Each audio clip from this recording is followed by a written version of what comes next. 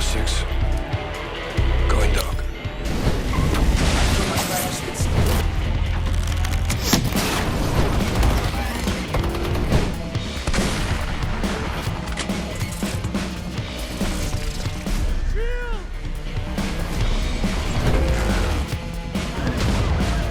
Giant touchdown. Firmino onto it quickly.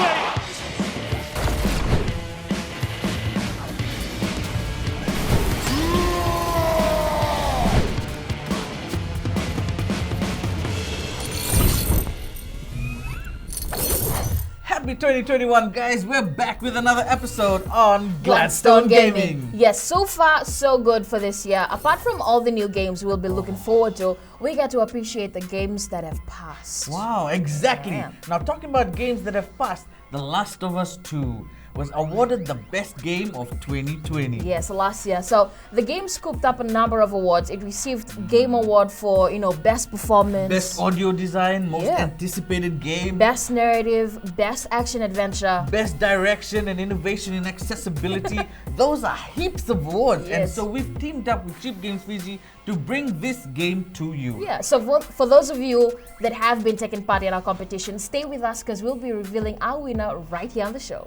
But without further ado, we interviewed a gamer who spent Yeah. close to 40 hours on the game Last of Us 2. Wow. He'll be telling us more on what this game is about and how. Yeah. Why is it called the Game of the Year? Yeah, check it out.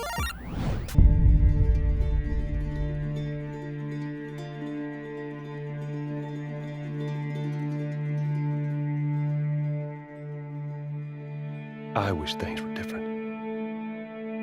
Ellie! But they ain't.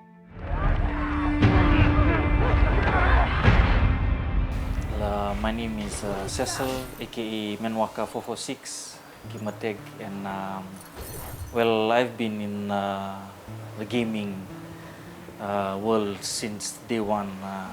My older brother introduced me into it. I remember we first had the Atari 2600. That was the first console we ever had, and so many memories with that. And then we moved on from Atari to Nintendo 64 with GoldenEye and Super Mario and Super Mario Kart. And then after the Nintendo 64 was the release of Sony PS1, and that was for me that was like love at first sight. So I've been a PlayStation fan since I think the early 2000s when it first came out, and right now I've got a PS4, still waiting on the PS5 next batch to come out, and I'm always gaming all the time.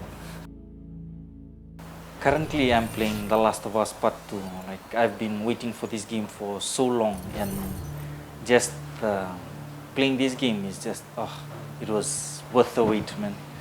So what were your thoughts in the Last of Us Part 1?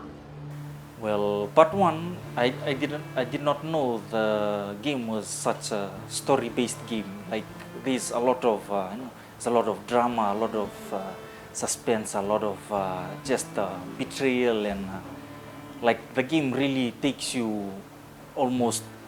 It's almost like you're playing a TV series. Like, it's full of plot twists and cliffhangers and whatnot. Man, it was totally worth it, especially since it was like almost, I think, a 5-year gap, and like everyone was waiting for that game, and like there were a lot of concerns online about will it live up to the hype of Part 1, and it definitely did. Like there've been a few naysayers online, saying this and that about it's not like what everyone's saying it is, but in my opinion, it's the best so far. Like, Game of the Year 2020 is right, it's accurate. Like, they were given that award for a reason. And well, like I said before, it's more of a story-based game. Like, it's always leaving you wanting more. Like, you're always trying to figure out who did this and why did the person do that. And so it's like you're playing a TV series on a console. Absolutely.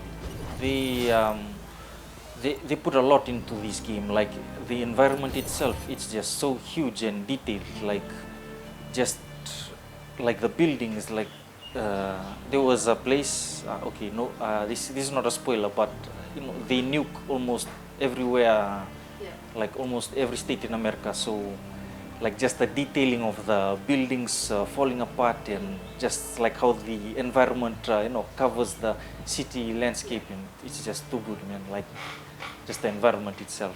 Yeah, this game, you can tell the developers put a lot of effort into the action gameplay, because I found myself having to like almost scour the entire map just to try and find the little resources that they had put on the map, and I had to be very decisive in where I used my weapons, especially like towards the infected and the factions that are in the game.